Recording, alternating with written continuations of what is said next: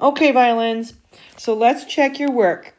We've got our scale degrees written here. I'm just gonna kind of clean this up just a smidge. The big thing that we used the scale degrees for was to find out that we have our half steps between B and C and F sharp and G. So let's see if I can kind of move these things and get rid of that a little bit.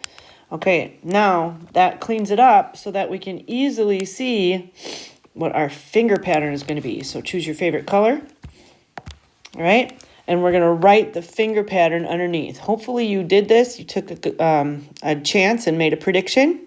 So you've got open, 1, 2, 3, open, 1, 2, 3. Okay, so we remember that. And the important thing to remember is that this is going to be a 2 and 3. Your 2 and 3 have to be really close together. All right? And same thing here. These are your half steps. So your second and third finger have to be super close together. Now your second octave starts on this third finger right here. So that's, okay, so remember here was your first octave. It goes up to the 3, and the second octave starts on that third finger. So now you're going to have 3, open A, 1, 2. Check it out. Your half step is now between 1 and 2. Okay? It's not between your second and third finger anymore. So you have moved from having the whole step with your, between 1 and second finger, and now you're going to have the half step between 1 and 2. Okay? So there's your half step. So 3, open, 1, 2, 3. That's your D on the A string. Open E, first finger on the first finger tape, and half step to 2. Okay? So now there's our half step.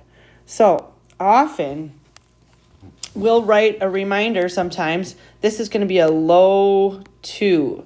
The reason it's lower is because it's closer to your first finger. Same thing with this one, low 2. These 2s over here are high 2s, or just regular 2. There's always this thing, what do we call it?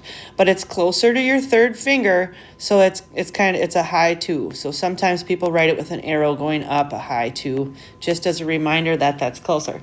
And you really need to know that there's nothing in between there. It's either a low 2 or it's a high 2. There's nothing in between. Okay?